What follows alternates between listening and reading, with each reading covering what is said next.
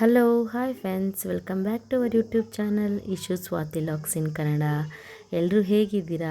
ಎಲ್ಲರೂ ಚೆನ್ನಾಗಿದ್ದೀರಾ ಅಂದ್ಕೊಂಡು ನಾನು ಕೂಡ ಚೆನ್ನಾಗಿದ್ದೀನಿ. ಹಾಗೆ ಇವತ್ತಿನ ವಿಡಿಯೋನ ಸ್ಟಾರ್ಟ್ ಮಾಡೋಣ ಬನ್ನಿ.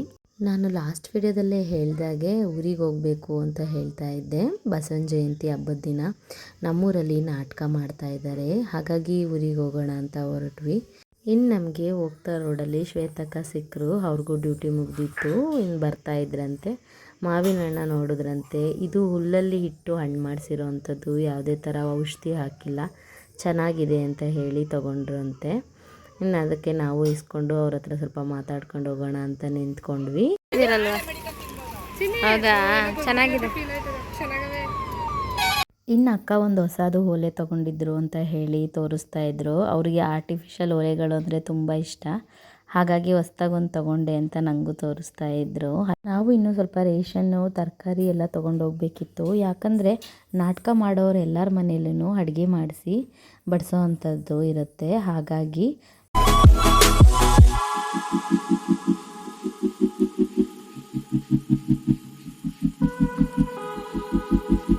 ನಾವು ಹಾಗೆ ಸೀರೆ ಬಗ್ಗೆ ಓಲೆ ಬಗ್ಗೆ ಮಾತಾಡ್ತಾ ನಿಂತ್ಕೊಂಡಿದ್ವಿ.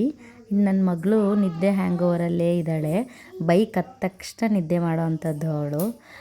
ಇನ್ನಿಲ್ಲಿ ಮಾವಿನ ಹಣ್ಣು ಮಾರ್ತಾ ಇರೋದು ಹಳ್ಳಿಯಲ್ಲಿ ಮಾರ್ತಾ ಇರೋದು. ಹೋಗೋ ರೋಡಲ್ಲಿ ಹಳ್ಳಿ ಸಿಗುತ್ತಲ್ಲ, ಅಲ್ಲಿ ಏನಂತಂದರೆ ಇವ್ರು ಯಾವುದೇ ಥರ ಪೌಡ್ರು ಔಷಧಿ ಹಾಕಿ ಹಣ್ಣು ಮಾಡೋದಿಲ್ಲ, ಹುಲ್ಲಲ್ಲಿ ಇಟ್ಟು ಹಣ್ಣು ಮಾಡೋ ಅಂಥದ್ದು. ನಾವು ಫ್ರೂಟ್ ಸ್ಟಾಲಲ್ಲಿ ಹೋಗಿ ತೊಗೊಳೋದಕ್ಕಿಂತ ಈ ಹಳ್ಳಿಯಲ್ಲಿ ಹೋಗೋ ರೋಡಲ್ಲಿ ಇಟ್ಕೊಂಡಿರ್ತಾರಲ್ಲ, ಆ ಥರ ಹತ್ರ ತೊಗೊಂಡ್ರೆ ಅವ್ರಿಗೂ ಕೂಡ ಯೂಸ್ ಆಗುತ್ತೆ. ಇನ್ನು ನಮಗೂ ಒಳ್ಳೆ ಹಣ್ಣು ಸಿಗುತ್ತೆ. ನಾನು ಸ್ವಲ್ಪ ಈ ಥರ ಹತ್ರ ತೊಗೊಳೋದಕ್ಕೆ ಪ್ರಿಫೇರ್ ಮಾಡೋದು ಜಾಸ್ತಿ. ಇನ್ನು ಅಕ್ಕ ಓಲೆಗಳನ್ನ ತೋರಿಸ್ತಾ ಇದ್ರು. ತುಂಬ ಚೆನ್ನಾಗಿತ್ತು ಓಲೆ. ಅದನ್ನು ನೋಡಿಕೊಂಡು ಇನ್ನು ಟೈಮಾಗಿ ಹೋಗುತ್ತೆ, ನಾವು ಕೂಡ ವೆಜಿಟೇಬಲ್ಸ್ ತೊಗೊಂಡೋಗ್ಬೇಕು, ಹಾಗಾಗಿ ಬೇಗ ಹೊರಟ್ವಿ. ನಮಗೂ ಒಳ್ಳೊಳ್ಳೆ ಫ್ರೆಶ್ ಆಗಿರೋ ತರಕಾರಿಗಳೇ ಸಿಕ್ತು. ಸ್ವಲ್ಪ ಲೇಟಾಗಿ ಹೋಗ್ಬಿಡ್ತು, ಕತ್ಲಾಗಿ ಹೋಗ್ಬಿಡ್ತು, ಹಾಗಾಗಿ ಸ್ವಲ್ಪ ಫಾಸ್ಟಾಗೆ ತೊಗೊಂಡ್ವಿ. ಇನ್ನು ಹೂ ಬೇಕಿತ್ತು, ಪೂಜೆ ಎಲ್ಲ ಮಾಡೋದು. ನಾಳೆ ಬಸವನ ಜಯಂತಿ ಹಬ್ಬ ಕೂಡ ಇತ್ತಲ್ಲ, ಹಾಗಾಗಿ ಪೂಜೆಗೆ ಹೂವು ಕೂಡ ಇಲ್ಲೇ ತೊಗೊಂಡ್ಬಿಟ್ವಿ. ನನ್ನ ಮಗಳಿಗೆ ಸ್ವಲ್ಪ ತಿನ್ನೋದಕ್ಕೆ ಏನಾದರೂ ಕೊಡ್ಸೋಣ ಅಂತ ಹೇಳ್ಬಿಟ್ಟು ಬೇಕ್ರಿಗೆ ಕರ್ಕೊಂಡು ಹೋದೆ. ಹಾಗೆ ರೇಷನ್ನು, ಪೂಜೆಗೆ ಬಾಳೆಹಣ್ಣು ಎಲ್ಲ ತೊಗೊಳ್ಳೋಷ್ಟೊತ್ತಿಗೆ ಲೇಟಾಗಿ ಹೋಗ್ಬಿಡ್ತು, ಕತ್ಲಾಗಿಬಿಟ್ಟಿತ್ತು ನಾವು ಮನೆಗೆ ಹೋಗೋಷ್ಟರಲ್ಲಿ. ನಮ್ಮೂರಲ್ಲಿ ಬಸವನ ಜಯಂತಿ ಪೂಜೆ ಕೂಡ ತುಂಬ ಚೆನ್ನಾಗಿ ಮಾಡ್ತಾರೆ ಹಬ್ಬನ. ಇನ್ನು ಅದರ ಜೊತೆಗೇ ನಾಟಕ ಕೂಡ ಇಟ್ಕೊಂಡಿದ್ರಲ್ಲ, ಈ ಸರಿ ಸ್ವಲ್ಪ ಗ್ರ್ಯಾಂಡೇ ಇತ್ತು ಊರಲ್ಲಿ ಹಬ್ಬ. ಇನ್ನು ನಾನು ಏನೇನು ತೊಗೊಬಂದಿದ್ದೆ ಅಂತ ಎಲ್ಲ ನಮ್ಮ ಅತ್ತೆಗೆ ತೋರಿಸ್ದೆ. ಇನ್ ಕೇಸ್ ತೋರಿಸ್ಲಿಲ್ಲ ಅಂದರೆ ಏನಾದರೂ ಮಿಸ್ ಆಗಿದ್ದರೆ ಅಟ್ಲೀಸ್ಟ್ ಅವ್ರು ಬೆಳಗ್ಗೆನಾದರೂ ತರಿಸ್ತಾರೆ ಅನ್ನೋ ಕಾರಣಕ್ಕೆ ಎಲ್ಲನೂ ತೋರಿಸ್ಬಿಟ್ಟೆ, ಎಷ್ಟೆಷ್ಟು ತೊಗೊಬಂದಿದ್ದೀನಿ ಅಂತ ಹೇಳಿ. ಹಾಗೆ ನಾವು ಏನೆಲ್ಲ ಅಡುಗೆ ಮಾಡೋದು ನಾಳೆ ಅಂತ ಹೇಳ್ಬಿಟ್ಟು ಡಿಸ್ಕಷನ್ ಮಾಡ್ತಾ ಇದ್ವಿ. ಇದು ಶನಿದೇವ್ರ ನಾಟಕ ಆಗಿರೋದ್ರಿಂದ ಸಿಹಿನೇ ಮಾಡಬೇಕು ಮನೆಯಲ್ಲಿ. ಹಾಗಾಗಿ ನಮ್ಮತ್ತೆ ಬೂಂದಿ ತರಿಸ್ತೀನಿ, ಪಾಯಸ ಹಾಗೆ ಪಲ್ಯ, ಅನ್ನ ಸಾಂಬಾರು ಮಾಡೋಣ ಅಂತ ಹೇಳ್ತಾ ಇದ್ರು. ಇನ್ನು ಮಾರ್ನಿಂಗ್ ಬೇಗನೆ ಎದ್ದು ಬಸವನ ಜಯಂತಿ ಹಬ್ಬ ಆಗಿರೋದ್ರಿಂದ ಬೆಳಗ್ಗೆನೇ ಪೂಜೆ ಎಲ್ಲ ಮುಗಿಸ್ಕೊಂಡು ಅಡುಗೆ ಸ್ಟಾರ್ಟ್ ಮಾಡಬೇಕು. ಹಾಗೆ ಈಗ ಮಳೆಗಾಲ ಆಗಿರೋದ್ರಿಂದ 8 o'clock ನಾಟಕ ಸ್ಟಾರ್ಟ್ ಮಾಡಿಬಿಡ್ತಾರೆ ಅಂತ ಹೇಳ್ತಾ ಇದ್ರು ನಮ್ಮ ಮಾವ. ಇನ್ನಷ್ಟರಲ್ಲಿ ಎಲ್ಲರಿಗೂ ಊಟ ಬಡಿಸ್ಬಿಡಿ, ಮುಗಿಸಿ ಬೇಗನೆ 8 o'clock ಅಲ್ಲಿಗೆ ನೀವು ಬರಬೇಕು ಅಂತ ಹೇಳ್ತಾ ಇದ್ರು. ನಾವು ಬರೋದೇ ಆಲ್ರೆಡಿ 8 o'clock ಆಗೋಗಿತ್ತು, ಹಾಗಾಗಿ ಊಟ ಮಾಡಿಕೊಂಡು ಮಲ್ಕೊಂಡ್ಬಿಟ್ವಿ. ಇನ್ನು ಮಾರ್ನಿಂಗ್ ನಮ್ಮ ಅತ್ತೆ ಬೇಗನೆ ಎದ್ದು ಮನೆ ಮುಂದೆ ಎಲ್ಲ ಸಗಣಿ ಸಾರಿಸ್ತಾರೆ ಅಂತ ಹೇಳಿದ್ನಲ್ಲ, ಸಗಣಿ ಸಾರಿಸಿ ಎಲ್ಲ ಮನೆ ಪೂಜೆಗೆಲ್ಲ ರೆಡಿ ಮಾಡಿಕೊಂಡ್ರು.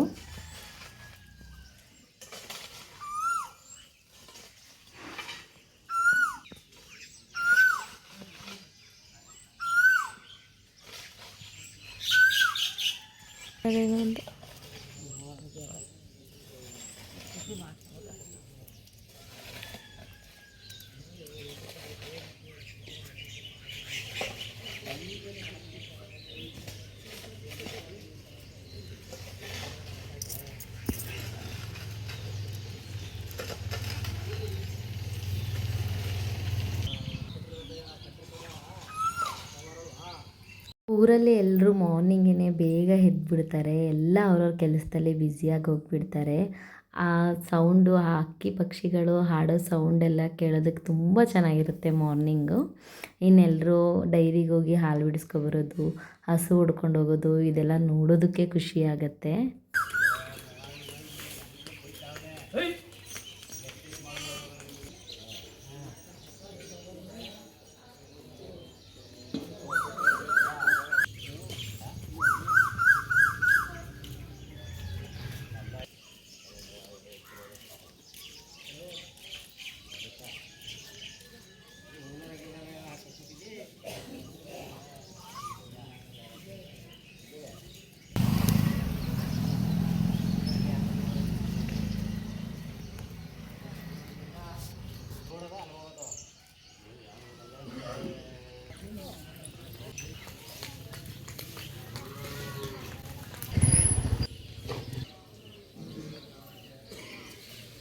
ಹಾಗೆ ಮತ್ತೆ ರಂಗೋಲಿ ಎಲ್ಲ ಹಾಕಿ ಸಗಣಿಯಲ್ಲಿ ಗಣಪನ ಮಾಡಿ ಅದಕ್ಕೆ ಡೆಕೋರೇಷನ್ ಮಾಡಿ ಇಟ್ಬಿಡ್ತಾರೆ. ನೋಡೋದಕ್ಕೆ ಮನೆ ಮುಂದ್ಗಡೆ ತುಂಬ ಚೆನ್ನಾಗಿ ಕಾಣಿಸ್ತಿರುತ್ತೆ.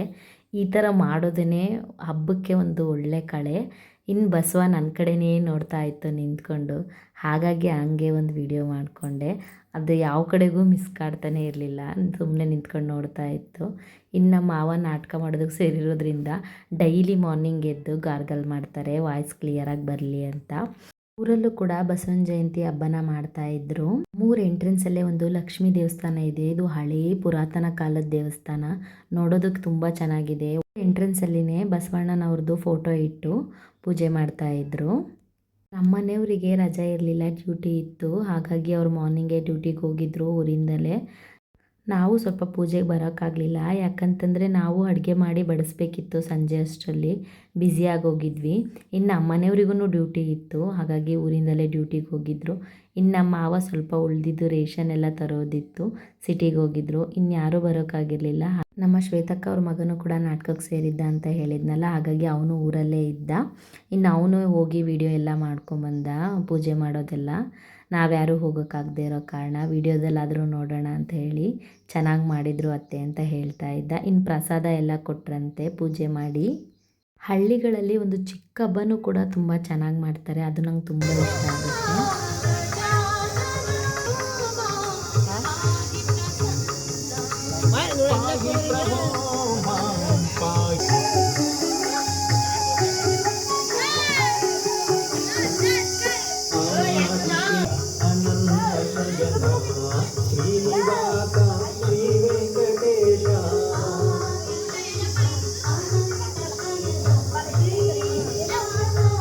ಎಂಟ್ರೆನ್ಸಲ್ಲಿನೇ ನಾಟಕ ಮಾಡೋ ಅಂಥದ್ದು ಎಲ್ಲರದೂ ಫೋಟೋಸ್ಗಳನ್ನ ಬ್ಯಾನರ್ ಹಾಕಿ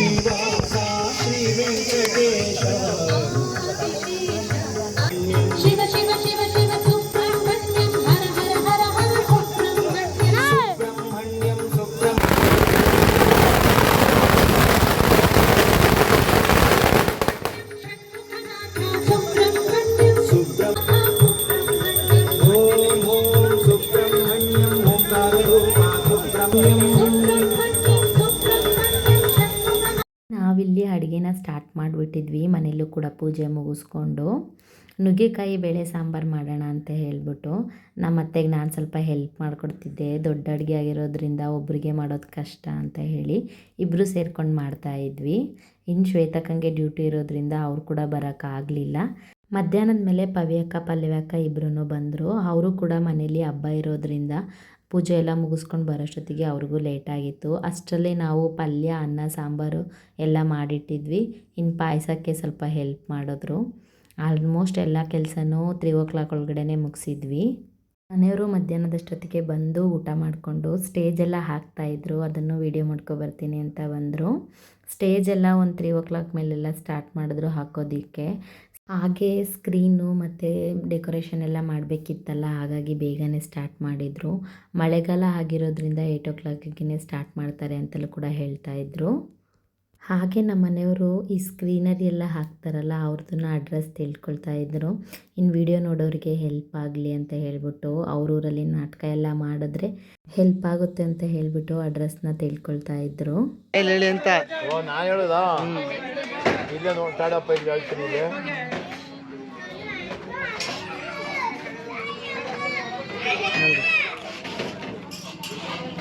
ಶ್ರೀ ಲಕ್ಷ್ಮೀ ವೆಂಕಟೇಶ್ವರ ರಾಮ್ ಸೀನರಿ ಮೈಸೂರು ಚಾಮುಂಡೇಶ್ವರಿ ಆಶೀರ್ವಾದ ಕಲಾ ಪೋಷಕರ ಆಸ್ತಿ ಶ್ರೀ ಎಸ್ ತಿಮ್ಮೇಗೌಡರು ಮಾಲೀಕರು,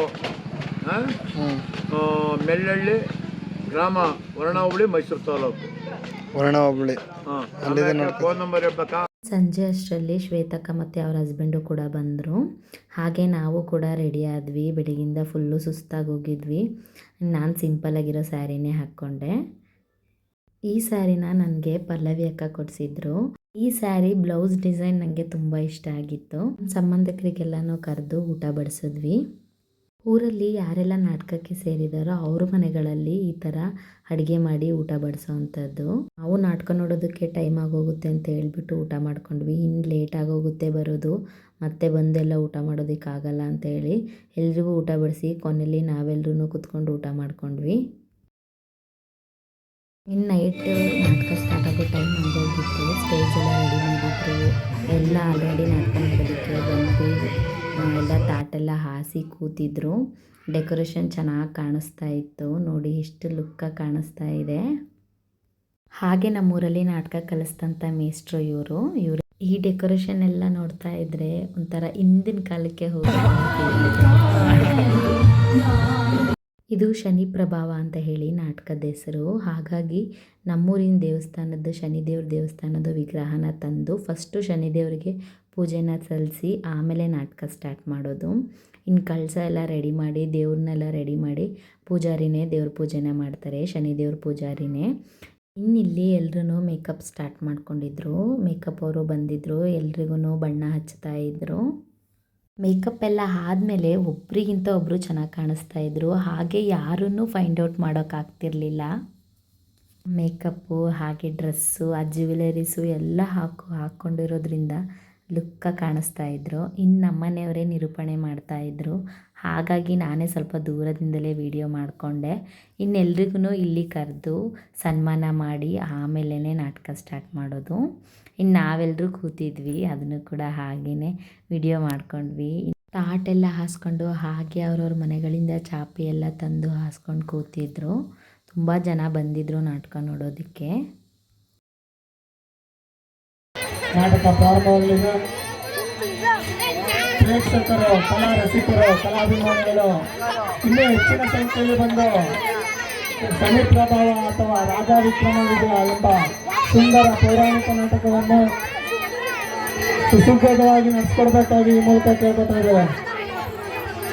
ಜನ ಜಾಸ್ತಿ ಇರೋದ್ರಿಂದ ಹೆವಿ ಸೌಂಡ್ ಆಗ್ತಾ ಇತ್ತು. ಹಾಗಾಗಿ ವಿಡಿಯೋನ ಫುಲ್ಲು ನೀಟಾಗಿ ಮಾಡ್ಕೊಳಕ್ಕಾಗಲಿಲ್ಲ. ಸ್ವಲ್ಪ ಇದು ದೊಡ್ಡ ನಾಟಕ ಆಗಿರೋದ್ರಿಂದ ಎಲ್ಲ ಫುಲ್ಲು ವಿಡಿಯೋನ ಹಾಕೋದಿಕ್ಕಾಗಲ್ಲ. ಹಾಗೆ ನಾಟಕ ಹೇಗಿತ್ತು ಅಂತ ತೋರಿಸೋಣ ಅಂತ ಅಂದ್ಕೊಂಡು ಅಲ್ಲಲ್ಲಿ ವಿಡಿಯೋನ ಮಾಡಿದ್ದೀನಿ. ಅಷ್ಟನ್ನು ನಾನು ವೀಡಿಯೋಸ್ನ ನಿಮಗೆ ಶೇರ್ ಮಾಡ್ತೀನಿ.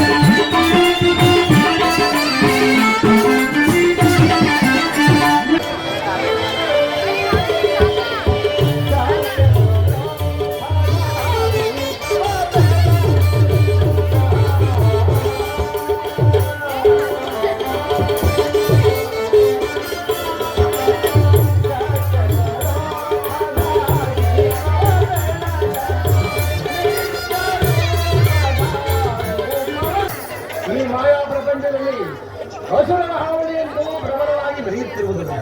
ಅದರಲ್ಲಿ ಆ ರಂಗಾನಗರವನ್ನು ಆಳುತ್ತಿರುವ ರಾವಣೇಶ್ವರನ ಪ್ರಭಾವವು ಅಧಿಕವಾಗಿ ಬೆಳೆಯುತ್ತಿರುವುದು. ಇದರಲ್ಲಿ ಯಾರಿದ್ದರೆ ಸೆರೆಯಲ್ಲಿ ಹಾಕಿದರೆ ಆ ಸೂರ್ಯಕುಮಾರನಾದ ಶನಿದೇವರನ್ನು ಸೆರೆಯಲ್ಲಿ ಹಾಕಿರುವುದನ್ನು ನೋಡಿದರೆ ನನಗೂ ಸಹ ಭಯ ಆಗುತ್ತಿರುವುದು. ಆತನನ್ನು ಬಿಡಿಸುವುದಕ್ಕೆ ಯಾವುದಾದರೂ ಒಂದು ಉಪಾಯವನ್ನು ನಾನು ಮಾಡುತ್ತೇನೆ. ಈಗಲೇ ನಂದಾಧಿಪತಿಯಾದ ರಾವಣೇಶ್ವರನ ಸ್ಥಳಕ್ಕೆ ಪ್ರಯಾಣವನ್ನು ಮಾಡುತ್ತೇನೆ. ನಾರಾಯಣ ನಾರಾಯಣ.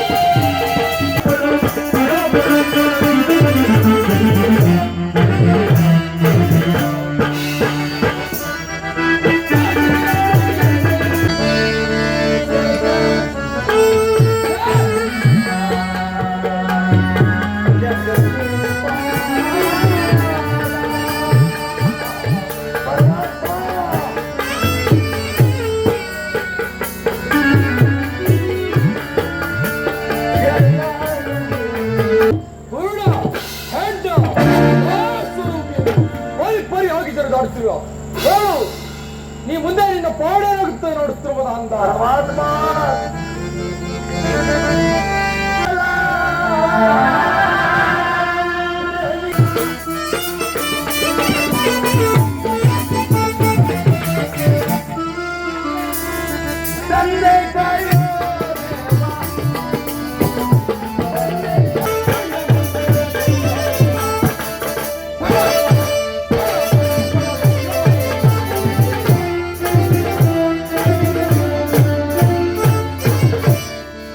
ನೋಡಿದ್ರಲ್ವಾ ಹೇಗಿತ್ತು ಅಂತ ಹೇಳಿ, ತುಂಬ ಚೆನ್ನಾಗಿ ಬರ್ತಾಯಿತ್ತು ನಾಟಕ.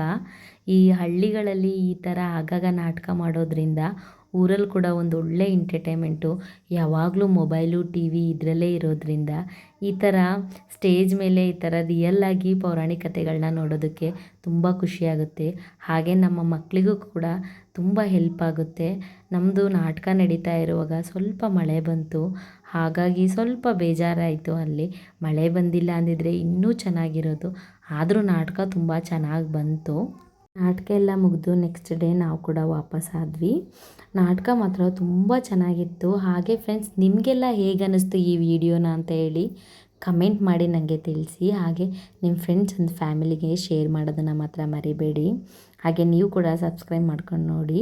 ಇನ್ನು ನೆಕ್ಸ್ಟ್ ವಿಡಿಯೋದೊಂದಿಗೆ ನಿಮ್ಮ ಜೊತೆ ಮತ್ತೆ ನಾನು ಸಿಗ್ತೀನಿ. ಅಲ್ಲಿವರೆಗೂ ಟೇಕ್ ಕೇರ್, ಬಾಯ್.